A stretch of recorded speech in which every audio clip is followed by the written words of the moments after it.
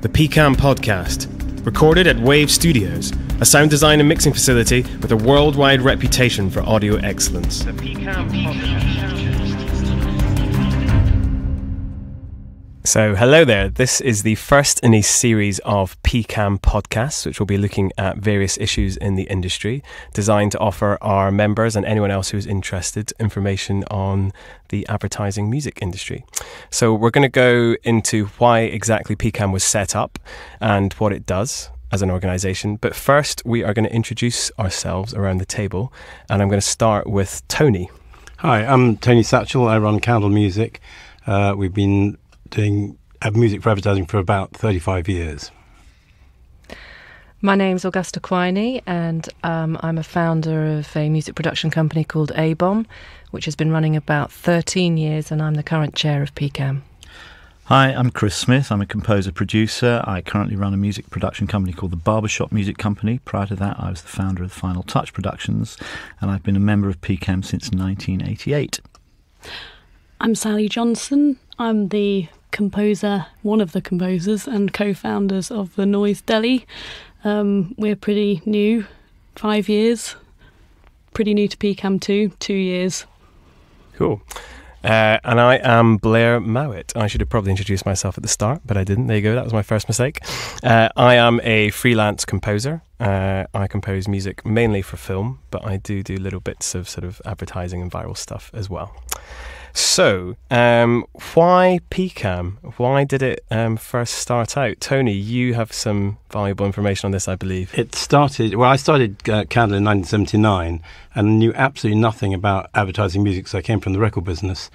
It was an area which was quite exciting at the time. There were about 5 main companies doing stuff for advertising.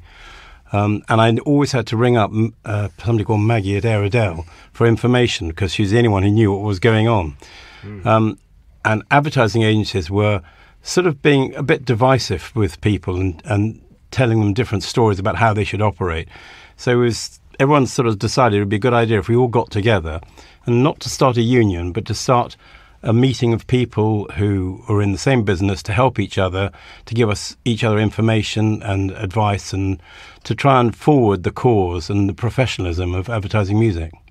So that started as SPAM, which was Society of Producers of Advertising Music. That was obviously a good joke. We enjoyed it at the time. This went on for a bit, and that was in about 1982. And then it was decided, as more and more members started joining, that it was a bit of a frivolous name. And also people were obviously getting a bit confused with the product. So we should think of another name, so we tried to keep the same sort of letter. So we ended up with PCAM, which is Producers and Composers of Applied Music, and we tried to broaden it so that it covered more than just commercials. Great, excellent.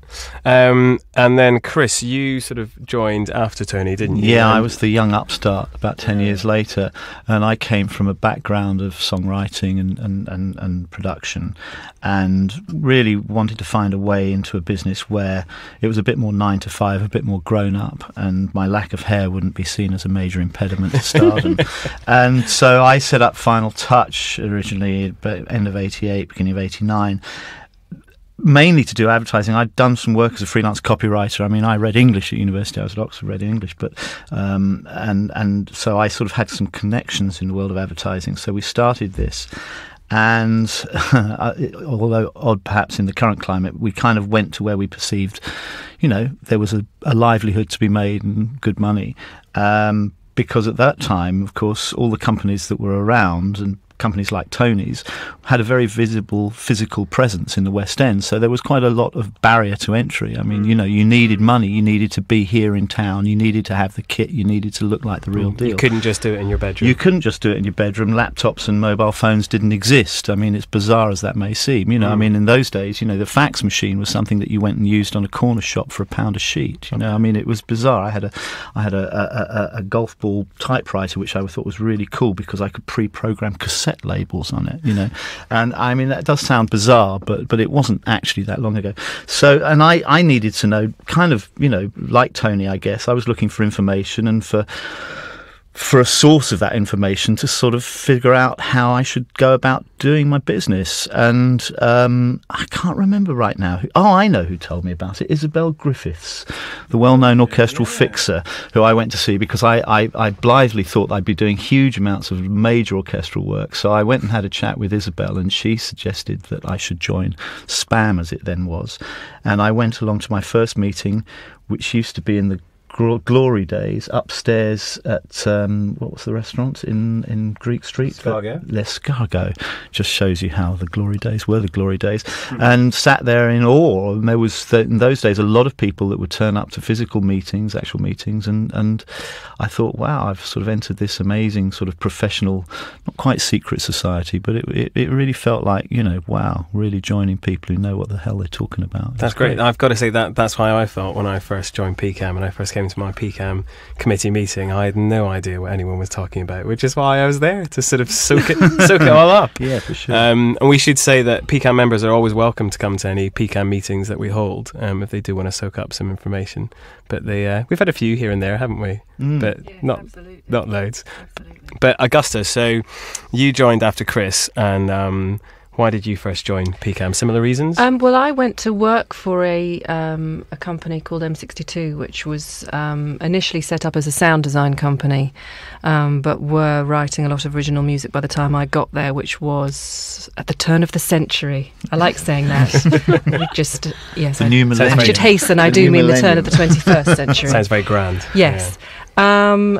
But they knew about PCAM, and I moved across from a career in the music industry, so working in advertising was completely new to me.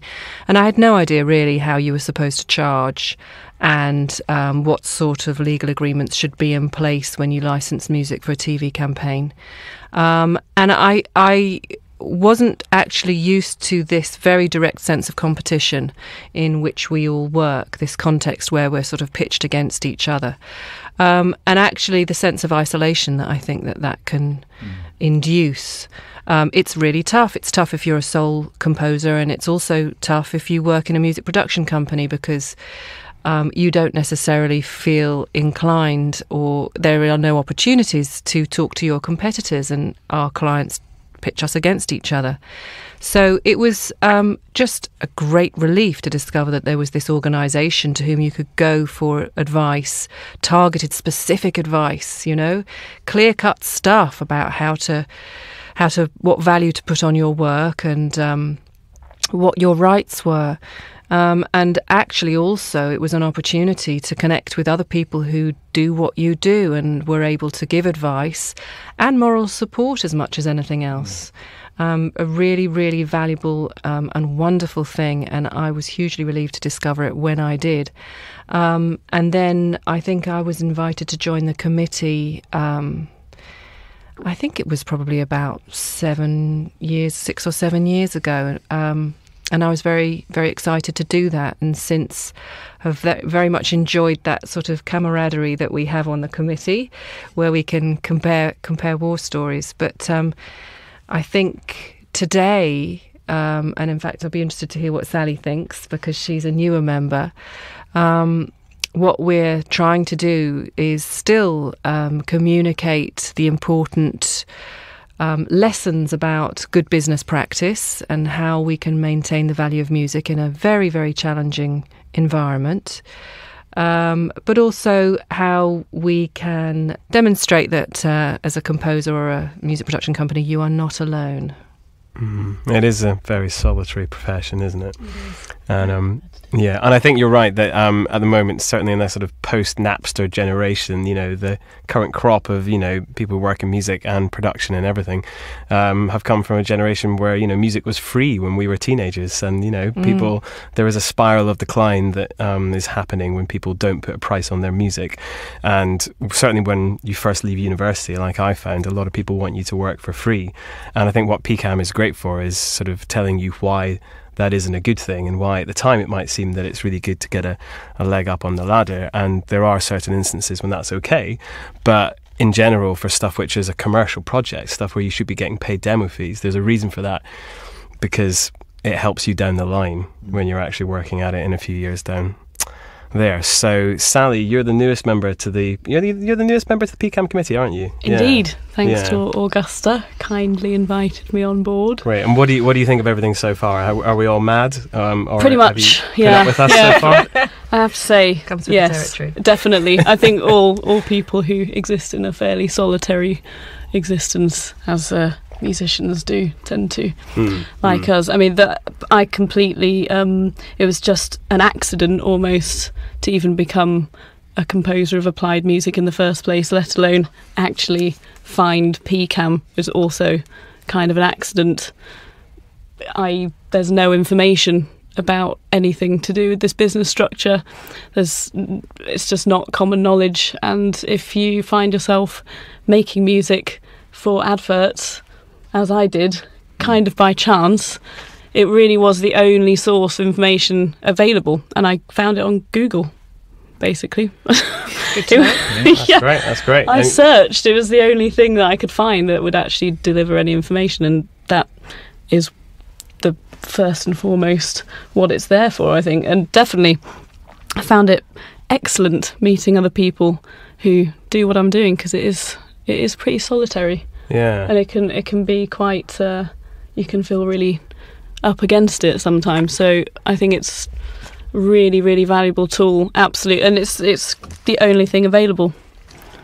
I was going to say one of the things as well that I think is really good is that no matter how long you've been in this business, Tony runs the helpline and issues wisdom to lots of other people, and we all get calls, but nobody knows everything, and the truth is that you're always going to get thrown a curveball at some point, no matter how long you've been in it. And what's really nice is actually knowing that there's a network. I mean, I have people who've been in the business an awful long time who phone me up for advice, and in a month's time, I might be phoning them up for advice. It goes around and comes around. And I think it's very, very encouraging to know that there is this support group, even though we are effectively in competition for work against each other in many cases. The fact of the matter is there is a support group, and there is a strong sense of professional solidarity which binds us together, whereby if somebody calls you for help, even if you've never met them, whatever, you're going to help if you can. And I think that's what this is about. Yeah, and I think it's nice to feel that there are people out there sort of fighting your battles and sort of helping out, because I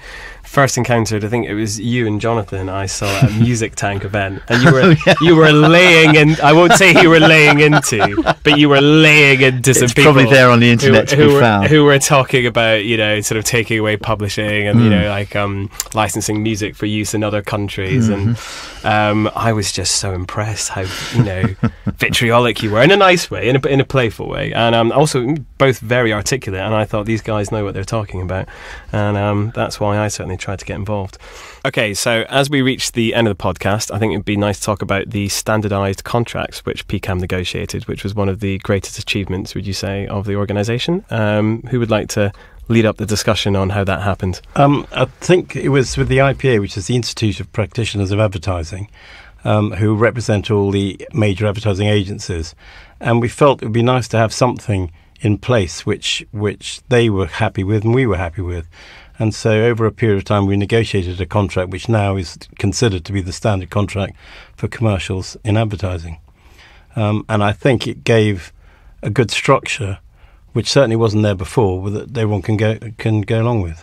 And I would add to that I think we're pretty much the only organisation. I mean, standardisation in this business is the holy grail, frankly. And I think we're the only organisation that has managed to negotiate that kind of standardisation of contractual, of a contractual agreement with the body that represents those people who commission us. So I think that, although we're a small organisation, the very fact that we managed to negotiate those things has enabled us to punch really our weight and then some in this business, and I think other organisations in this country and abroad look at us, with envy. I mean, for a start, there are organisations representing advertising media composers in Australia and in Germany who have based their entire operation on what was achieved by us in this country.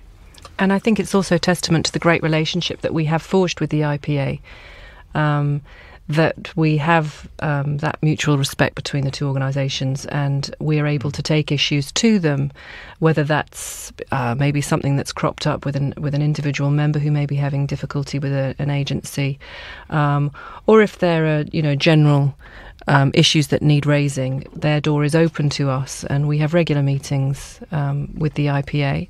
And we also have a very great relationship with other UK organisations, music organisations like BASCA and the MU, and we're also affiliated with the Creators' Rights Alliance, who are representing all sorts of creators.